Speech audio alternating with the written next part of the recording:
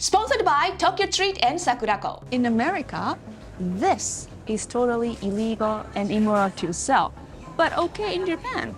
So, what is it? Why do Japanese eat it? And what other foods are okay in Japan but are illegal in America? To find out, let's talk about why a sushi restaurant in California got shut down for selling this.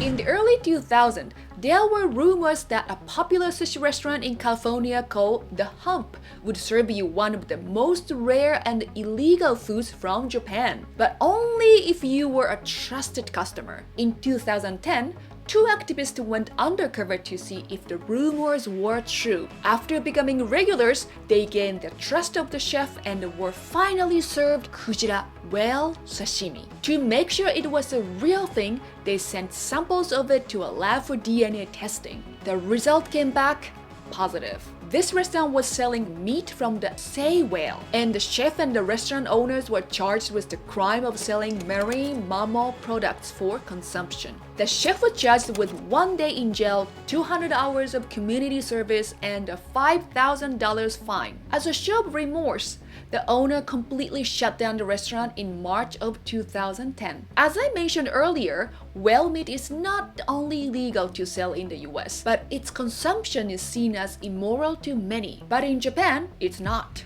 Before I go on, I know this is a very controversial and sensitive topic. I personally don't eat whale, but there are people in Japan and around the world that do. And whether you believe it's okay or immoral to eat whale is your opinion, and I respect it.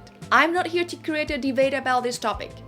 Instead, I just want to share some facts about consumption of whale meat in Japan. There are many reasons why people in Western countries see whale consumption as a shameful practice. One of them is that many see whales as being highly intelligent creatures. Others want to make sure they are not overfished to extinction. But does Japan feel the same way? In many grocery stores, you can often find a small selection of whale meat products for sale, like this whale bacon. And sometimes you can find whale meat on the menu at some Japanese pubs. In fact, Japan has a long history of eating whale meat since the Jomon period. Ancient burial mounds from this time period have chunks of whale bones, which suggests that it's been eaten in Japan for over 2,300 years. Fast forward to the 1950s, and you could find whale meat as a part of the typical Japanese school lunch. In my parents' generation, they were eating whale meat for school lunch like almost every week. Not only that, my dad cooked some whale meat for me after I came back from school. Super lean, chewy meat is my memory of eating whale meat. After World War II, there was a shortage of food, so whale meat was pretty common to eat. But that stopped in 1982 after the International Whaling Commission, an organization that was made to protect whales from overfishing, put a ban on commercial whaling. This meant that whale meat became harder to find and even harder to eat. So generations of Japanese people grew up without ever having eaten it. So while it might seem like whale meat is eaten regularly in Japan, it's one of the least consumed types of meat in the country now. That's because more Japanese people were becoming conscious of the ethical and environmental impacts of eating whale meat. Also, younger generations of Japan just don't have the taste for whale, since they grew up almost never eating it. So consumer demand for whale meat is tiny and it's shrinking every year. But why can you still find whale meat in Japan? It might be due to some wanting to keep the tradition alive. There's also a commercial interest in growing the whale meat industry. But as consumer tastes change and the demand continues to shrink, the future of the commercial whaling industry in Japan is unknown. So yes, for now, you can still find whale meat in Japan, but as the years go by, the amount of sold at grocery stores is shrinking and fewer restaurants are selling it. And just to give you a bigger picture, Japan isn't alone when it comes to whaling. According to this graph put by the International Whaling Commission in 2016, the USA, Canada, Russia, Greenland, Indonesia, the Faroe Islands, and St. Vincent and the Grenadines allow whaling for Aboriginal people, with a total of 15,023 whales caught during this time. Japan, Iceland, South Korea, and Norway were the only countries that participated in commercial whaling, with a total of 5,898 whales caught in the same time frame. And even though Japan isn't a member of the International Whaling Commission anymore, they've made sure to do what they can to keep it sustainable. For instance, they have set quotas on how many are allowed to be caught to prevent overfishing and extinction. Also, they don't allow the hunting of juvenile whales or a mother whale with her young. Again, I know this is a difficult topic for some of you, but I hope this gives you a better understanding of whale meat consumption in Japan. But what other Japanese food will get you in trouble in America? Well, this next one definitely has a scary image, and it might be because of this cartoon. Mr. Simpson-san, we have reason to believe you have eaten poison. Poison? What should I do? I feel like this scene from The Simpsons is what made Americans believe that this tasty fish is so deadly. Of course, fugu or blowfish is very dangerous to eat if you don't prepare it properly. It carries a very powerful toxin in many of its organs, like the intestines, liver, skin, and gonads. If you eat the poison by mistake, your mouth might start tingle. You could feel dizzy, weak, or unable to move, and you might throw up. And in the most extreme case, it can paralyze your lungs, making it impossible for you to breathe. But unlike in The Simpsons, where they say, if in fact you've consumed the venom of the blowfish, and from what the chef has told me, it's quite probable, you have 24 hours to live. Real fugu poison can happen as quickly as 2 hours. So yes, fugu can be incredibly dangerous to eat. So it must be illegal in America, right?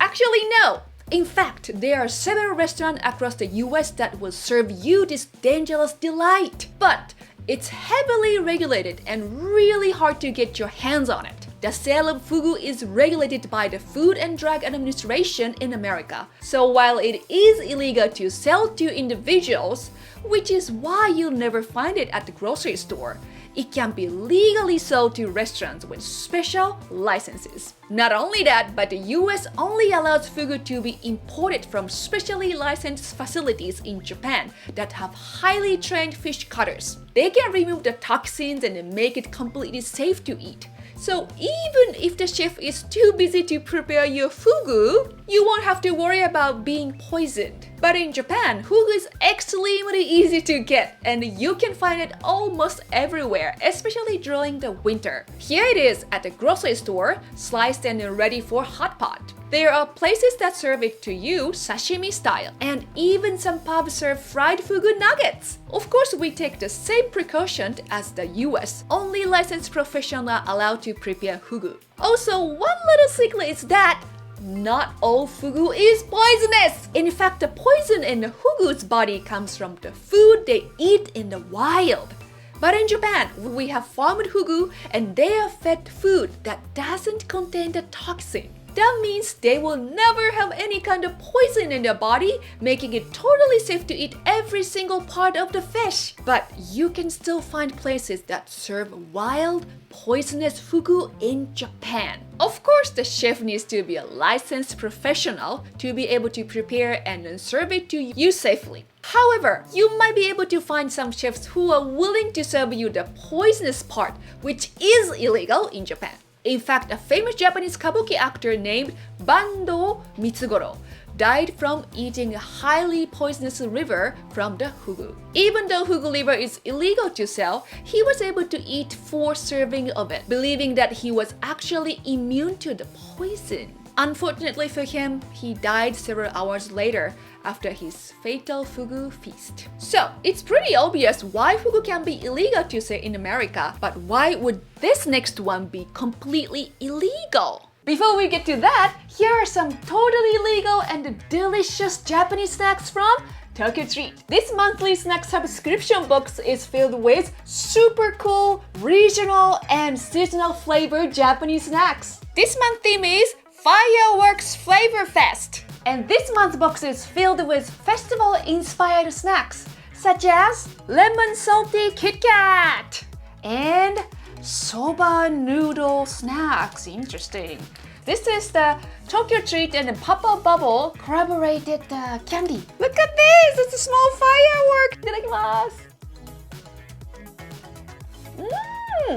It's so small, but the flavor is very strong. The included culture book talk about all about the snacks in the box and allergen information. And you can learn about firework festival in Japan. You also gotta check out these traditional Japanese snacks from Sakurako. This month theme is Festivals of Okinawa. And it has some great snacks that are made by local Japanese artisans. Every box also comes with beautiful tableware and tea. This month, we get this beautiful Bingata Uchiwa fan. So this is Okinawan's most loved tea called Sanpin tea. Oh, it's very light. It's pretty good. You can experience Japan from your home through these snack boxes. They are the perfect gift for your Japan-loving friends or family. Use our code Mrs. Eats to save $5 on your first Tokyo Treat and Sakurako boxes. These innocent, cute-looking snacks are actually illegal in the US, but you can find them really easily in Japan. In fact, I almost had a huge accident because of them. I grew up eating this jerry a lot. I actually loved it. And I opened this jerry, put it in my mouth, and I did not chew. I just swallowed this. It didn't go down. It just stuck here. I couldn't say a word. And then I couldn't breathe. And I was like, I started panicking. What's happening? So I coughed really hard. And then I catched it with my hand. Oh my god, it was so scary. I'm really grateful that I didn't choke on it. But sadly, the same can't be said for an 8-year-old American girl named Michelle Enriel. In 1999, the jelly got stuck in her throat and she choked on it, causing her to fall into a coma that lasted for 27 months. But in the end, Michelle passed in 2001. After this heartbreaking incident, Michelle's family sued the candy company. The jury awarded them with $16.7 million, and in the second judgment, they were awarded another $50 million. It was this case that played a huge role in the Food and Drug Administration's decision to ban these fruit jellies. Unlike regular gelatin candies and dessert, these are made with konnyaku. When you mix the fiber with water, it turns into a super firm jelly. I'm gonna try to smash this konjac jelly with a spoon. Okay, and let's see how firm it is. And this is normal kind of jelly like jello, and let's see how easily we can break with a spoon. You will never choke on it! And not only is konjac super hard compared to regular gelatin, it doesn't melt or soften up when it's heated. That's why it didn't melt in my throat. There are some people in Japan who also wanted to be banned here too. When a young Japanese child died from one of these in 2008, there was so much backlash that they stopped selling it completely and tried to make it safer to eat. They reduced the amount of konjac powder by 10 to 15%. This made the jelly softer and easier for children and old people to chew. They even make a version where the jelly is crushed up into tiny chunks, making it safe to swallow. Finally, they added these large warnings on the package and in each cup, telling you to be careful while eating. But even after all of this, there are still instances where people choke on them and die. That's why there are some Japanese people who want these candies totally banned. But those who disagree say that there are way more dangerous foods in Japan than those jellies. One of them is mochi, and it actually kills hundreds of Japanese people a year. I talk all about it here, so check it out. Thanks for watching. Okini!